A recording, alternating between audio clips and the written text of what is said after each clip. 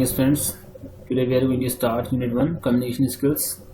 Session 1 is Communication Cycle. So I will read the paragraph and will explain you the terms. तो हम जानेंगे first के communication cycle क्या होता है. ठीक है. Communication is the very basic need of the living beings to live and survive. तो कम्युनिकेशन क्या, एक बातचीत. कम्युनिकेशन क्या चीज़ होती है? आपकी बातचीत या जो भी हम टॉक करते हैं उसको ही कम्युनिकेशन कहा जाता है.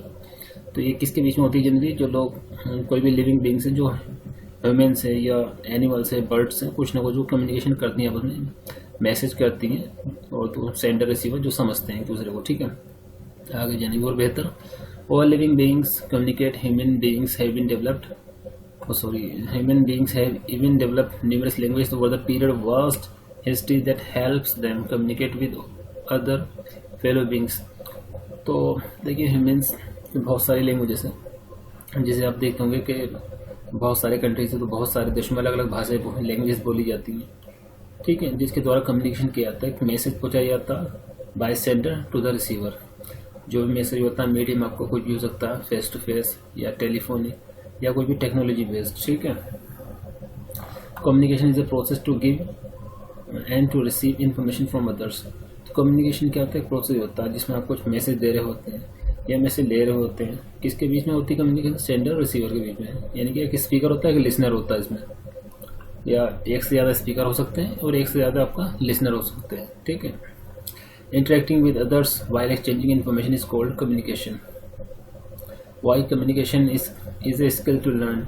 तो कम्युनिकेशन एक स्किल होता है जिसको सीखना ज़रूरी होता है. क्यों? ठीक है. The answer to this simple question is simple too. इसका सिंपल आंसर है to succeed in relationship with others. तो अपने आप को रिलेशनशिप, आपके हस्बैंड है, वाइफ है, या आपकी बिजनेस रिलेशनशिप है, या आप जॉब में, तो एक अच्छी कम्युनिकेशन से बहुत फ़र्क पड़ता है. आपकी कम्युनिकेशन से पता चलता है आप किस तरह के इंसान हैं, कि आप मतलब एक कम बोलना पसंद करते हैं, ज़्यादा बोलना पसंद करते हैं, शांत मिजाज हैं, किस आपका नेचर क्या है. ठीक है. पर्सनल है, प्रोफेशनल है. To lead a successful in happy life communication skill plays a wide role. तो कम्युनिकेशन इज का बहुत ज़्यादा रोल होता है. आपकी फैमिली के बीच में आप रह रहे हैं, फ्रेंड्स के बीच में हैं, या जॉब में हैं, या आर्मी वगैरह में हैं. ठीक है, या दूसरी जगहों पर हैं, बिजनेस में, कोई आप जो भी काम जो करते हैं. Every communication has a purpose. If that purpose needs to be met right skills needs to be exercise. तो हर कम्युनिकेशन का एक पर्पस होता है. अगर आपको पर्पस, आप चाहते कि मतलब वो चीज़ आपको मिले, या जो आपकी एक्सपेक्टेशन है, तो उसके लिए ज़रूरी है आपको राइट स्किल्स. मतलब आपको जो राइट कम्युनिकेशन स्किल्स हैं, आपको उसको प्रैक्टिस करना ज़रूरी है. लाइक किस तरह से कस्टमर से बात करनी है, अपने बिजनेस को कैसे बढ़ाना है, तो कस्टमर से कैसे, कितने अच्छे तरीके से बात की जाए, उनको कैसे मतलब अपनी बात कन्विंस करें आप. People in different profession possess communication skills accordingly. तो इसका मतलब यही है कि आप जिस बिजनेस में होते हैं या जॉब में हैं, तो उसी के हिसाब से आपको कम्युनिकेशन स्किल्स आपका होना चाहिए. A doctor is gentle in dealing with his patients, while an army instructor needs to be authoritative and disciplinarian. A teacher maintains a balance of being strict and gentle, while a diplomat speaks with careful choice of words. तो doctor उनका एक जो अपने patient से बात करने का तरीका होता है, काफ़ी जेंटल होना चाहिए, पोलाइटली बात करते हैं जनरली डॉक्टर. आर्मी का थोड़ा सा स्ट्रिक्ट होता है, एक ऑर्डर टाइप की जॉब होती है, जहाँ जो कमांडर होते हैं जनरली ऑर्डर देते हैं, और जो उनके अंडर में सोल्जर होते हैं उनको फॉलो करना होता है. लेकिन यहाँ टीचर की बात आती है, टीचर कभी स्ट्रिक्ट भी होते हैं और जेंटल भी होते हैं, या उनको इसका मिक्सचर लेकर चलना होता है क्लास में डिसिप्लिन बनाए रखने के लिए, स्टूडेंट को मैनेज करने के लिए. Okay.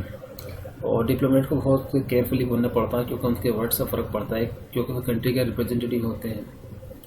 A salesperson should know what needs to be spoken to interest the prospective customer, while a candidate sitting in an interview should know how to answer the queries in the best possible manner. ठीक है. ये कुछ इन्होंने examples देखे कि आपकी communication से किस तरह से आपका लाइफ स्टाइल का देता है, आपके फ़र्क पड़ता है आपकी लाइफ पे. ठीक है. The way you communicate decides the course and progress of the communication further, whether it will reach the desired purpose or not. तो आप जिस तरह से बात करते हैं उससे बहुत कुछ पता चलता है कि जो भी आपका पर्पज़ है कम्युनिकेशन का, कि वो आगे आपकी बात बनेगी नहीं बनेगी. ठीक है. आपको जो पर्पज़ है बात करने का, और वो पूरा होगा नहीं होगा. Process of communication. Communication process involves the following elements. तो कम्युनिकेशन में क्या चीज़ें होती हैं? फर्स्ट सेंडर क्या होता है? स्पीकर जो बोल रहा है या जिसके द्वारा कम्युनिकेशन किया जा रहा है, मतलब जो अपना एक मैसेज पहुंचाना चाह रहा है लिसनर को या रिसीवर को। Primary source of originating information और आइडिया इज सेंडर। ठीक है, this could be an individual और a group which conveys their message across to the intended receiver. तो जैसे मैंने कहा सेंडर क्या होता है? आपको एक स्पीकर होता है, ये कुछ एक इंडिविजुअल भी हो सकता है या ग्रुप हो सकता है। जैसे इंटरव्यू में आपका एक लोग भी इंटरव्यू ले सकते हैं, मतलब या स्पीकर जो होते हैं जनरली एक भी हो सकता है या एक से ज़्यादा भी हो सकते हैं। ठीक है, जैसे लोग इंटरव्यू लेते हैं तो वो एक भी पैनल में एक सिंगल कैंडिडेट भी हो सकता है इंटरव्यू लेने के लिए, एक से ज़्यादा भी हो सकते हैं।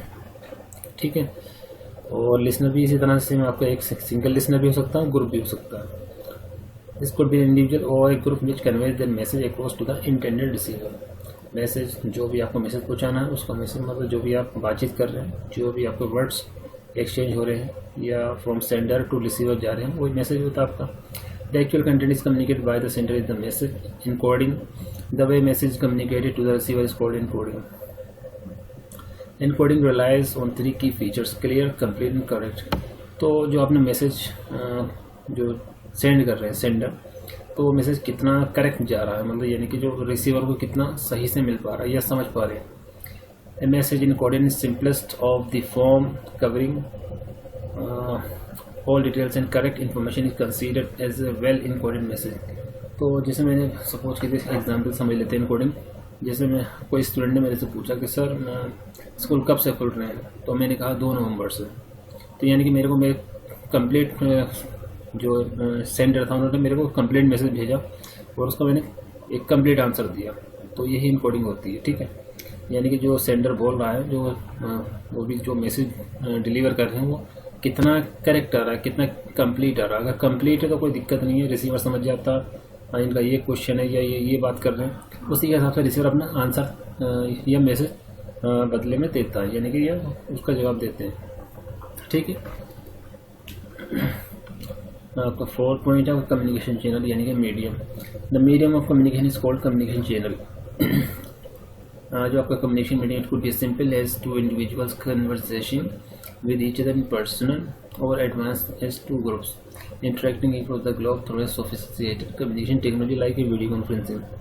तो कम्युनिकेशन मीडियम पर क्या होता है? एक फेस टू फेस भी हो सकता है या टेक्नोलॉजी बेस्ड भी हो सकता है, जैसे हम स्काइप है या ईमो है या व्हाट्सएप की तरफ फेस टू फेस बातचीत करते हैं, वीडियो कॉल जिसको कहते हैं जनरली, वीडियो कॉन्फ्रेंसिंग, जहाँ बहुत सारे लोग हो सकते हैं जो अलग अलग प्लेसेस से कनेक्टेड हैं। कोई ऑस्ट्रेलिया से, कोई अमेरिका से, कोई जर्मनी से, फ्रांस से, कोई इंडिया से या कोई बांग्लादेश से। तो बहुत अलग अलग जगह के लोग सेम टाइम पे बातचीत कर रहे हैं दूसरे फेस टू फेस, या ऑडियो भी किसके समझ सकते हैं आप, ऑडियो चैटिंग चल रही है, video conferencing. Various possible communication channels are first oral, face to face, written in the form of letter, technology based। तो कुछ कम्युनिकेशन का चैनल क्या होता है? जैसे फर्स्ट है ओरल, फेस टू फेस होता है जो बातचीत करते हैं। ओरल क्या, फेस टू फेस जो बातचीत होती है आमने सामने। Written in the form letter, कोई लेटर लिखते हैं हम, कोई ईमेल वगैरह हो सकता है। Written in the form of letter, कोई रिटन आगे हमारा टेक्नोलॉजी बेस्ड है। कोई हम पेपर पे लेटर लिख के दे देते हैं कि भाई मेरा मैसेज उनको दे देना, तो वो चीज़ के बारे में बात की जा रहा है। Technology based through telephone, email, online chat, video conferencing, recorded audio video. Next है इसमें रिसीवर। इंडिविजुअल और party that receive the send message called receiver. तो रिसीवर कौन होता है? एक इंडिविजुअल हो सकता है, ग्रुप हो सकता है, पार्टी होती है जिसको कि मैसेज मिला है, किससे? सेंडर से, यानी कि स्पीकर से। रिसीवर कौन होता है? कोई लिसनर भी हो सकता है। ठीक है, जिसको हम बोलते हैं उसमें लिसनर भी बोलते हैं। रिसीवर होती है message. Receiver is supposed to decode the received message. Decoding interpretation of the received message and deriving the intent of the message is called decoding.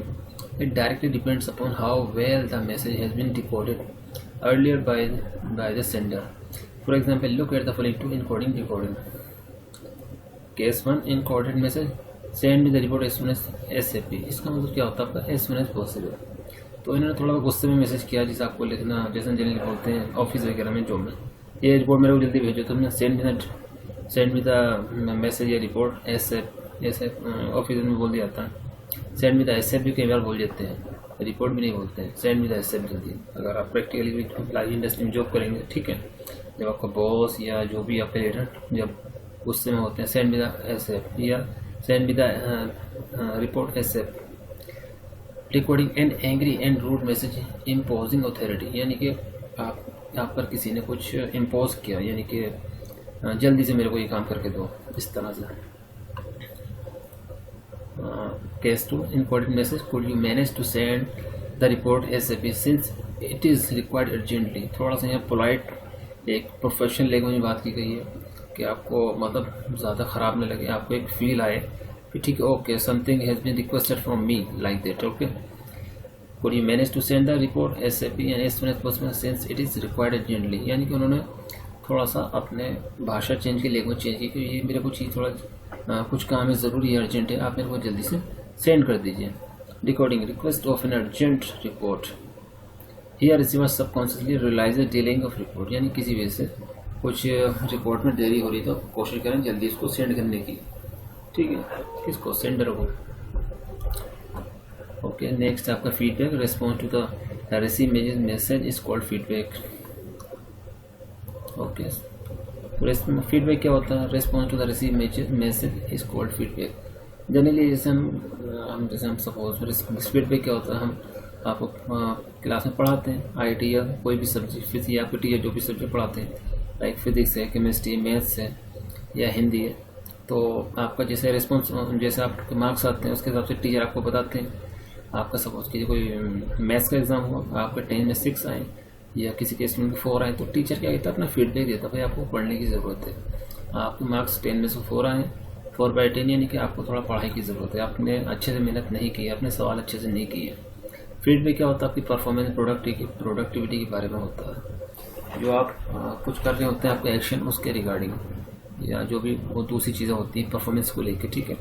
If the response is desired that means receiver has decoded the message correctly and responded accordingly, otherwise there could be need of resending the message with better encoding. See the following example. तो मैंने आपको feedback भी कुछ example देकर समझाया, वही चीज़ है।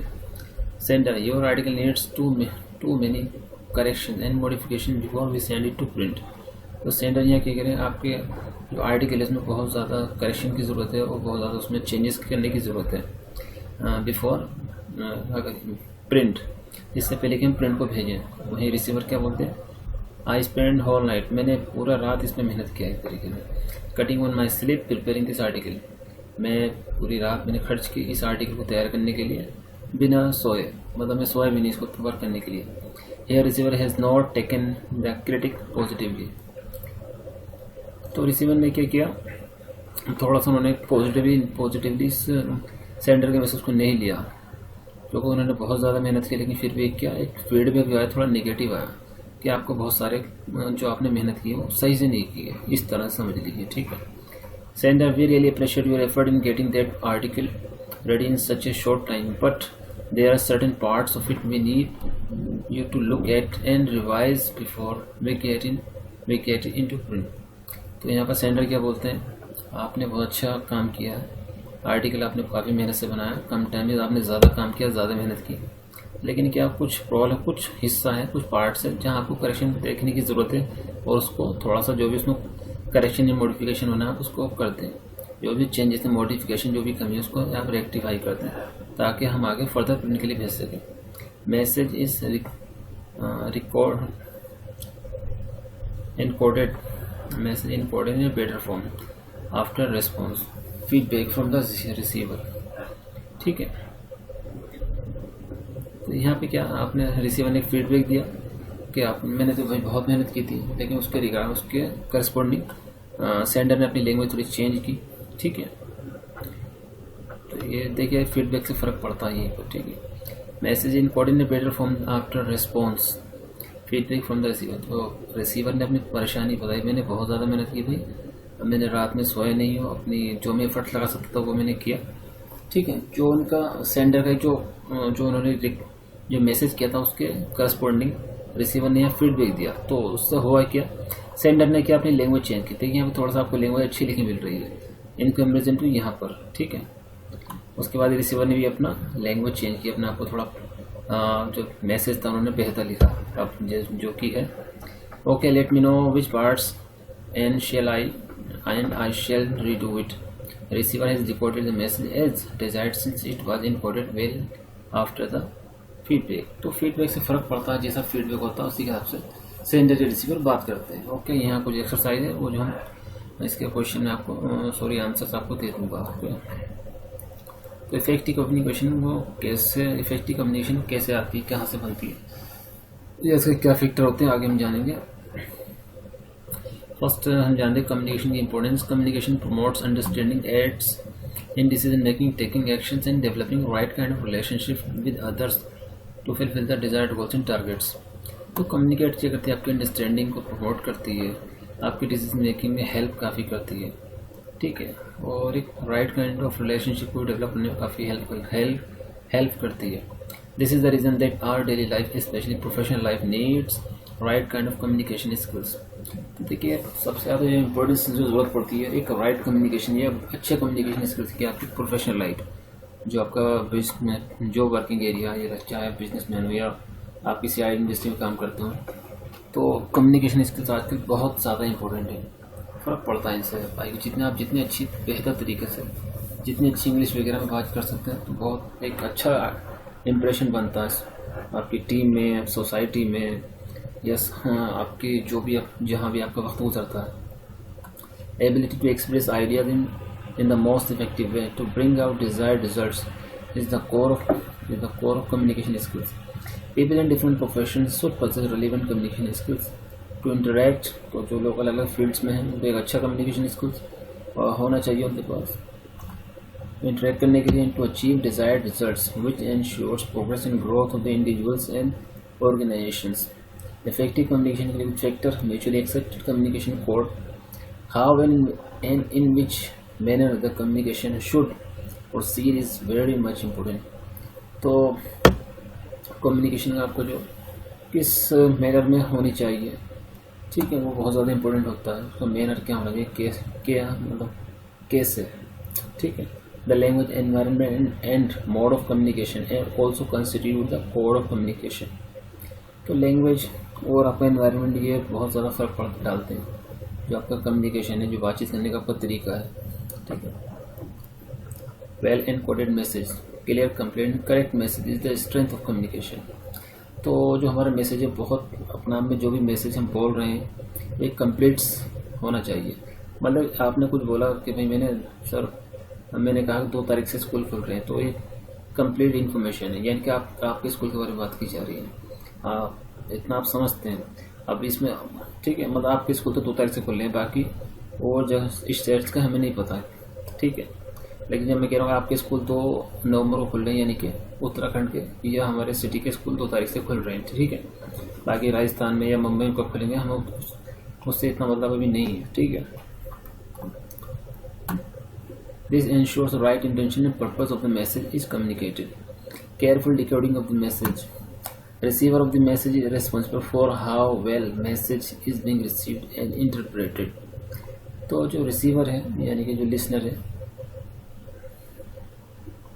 is responsible for how well message is being received and interpreted.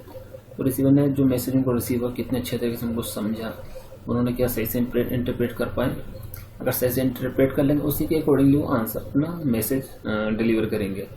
Better listening, suitable attention, fundamental understanding of the purpose of the communication and a considerate temperament are the keys to correctly decode the message and avoid jumping to conclusions or falling prey to misinterpretations.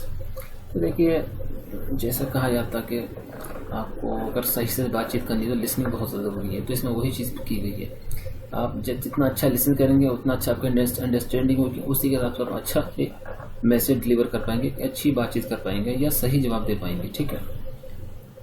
Receivers response to the communication message. तो अब receiver का जवाब जो उन्होंने कुछ सुना फिर उसके हिसाब से जो भी वो आंसर देंगे या रिस्पॉन्ड करेंगे.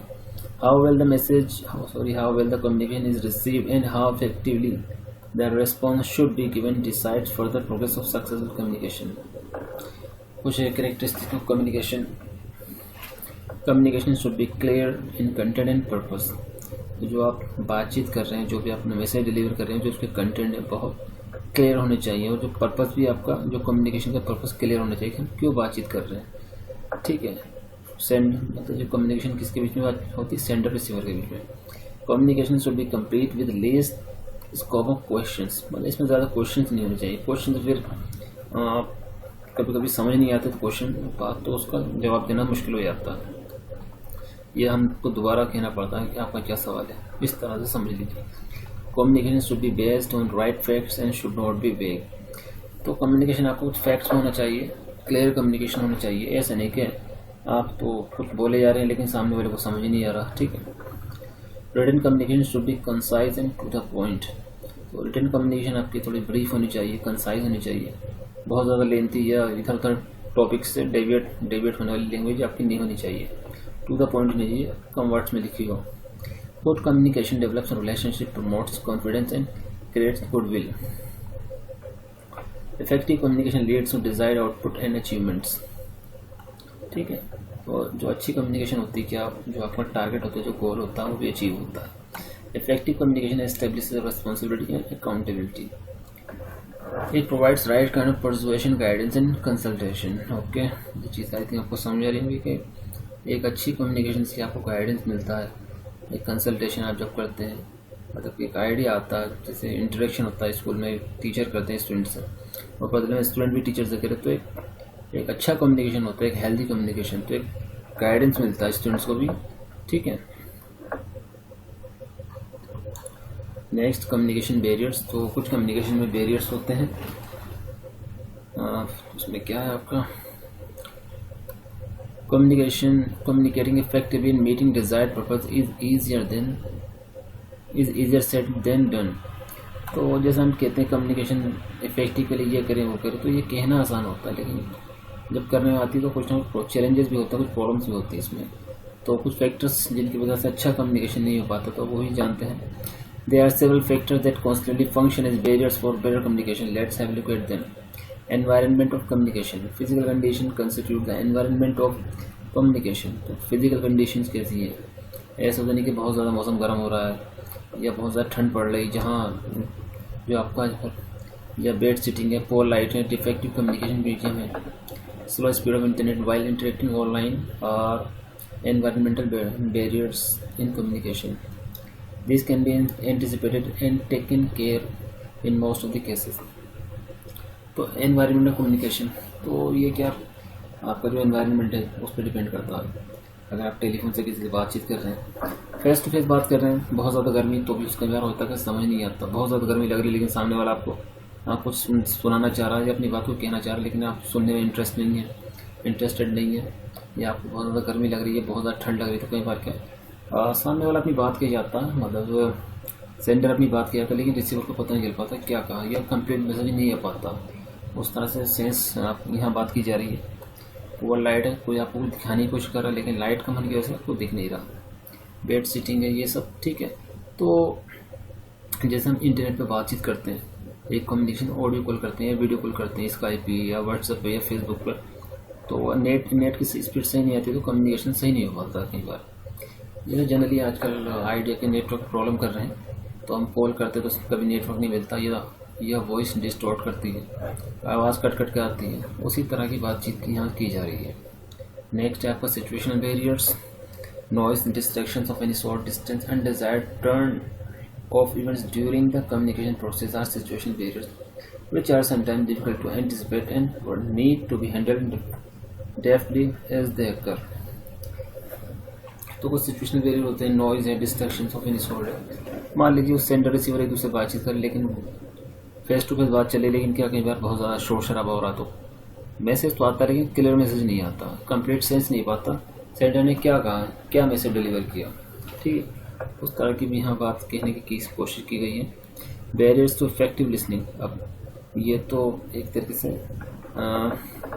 कुछ एक तरीके से सेंटर की बात कि सेंटर रिसीवर का जिक्र चल रहा था, यहाँ पे लिसनिंग यानी कि जो रिसीवर को प्रॉब्लम होती है, we tend to jump conclusion, ठीक है, हमने मतलब कोई इस बात सही से सुनी नहीं और हम आखिर में कंक्लूड करने बैठ गए, यानी कि आखिर में पहुंच गए। अभी कहने के लिए बहुत कुछ था सामने वाले के पास, यानी कि सेंटर के पास, लेकिन हमने बात शॉर्ट में कर दी, ठीक है भैया, अच्छा हो गया, बस बिना सुने।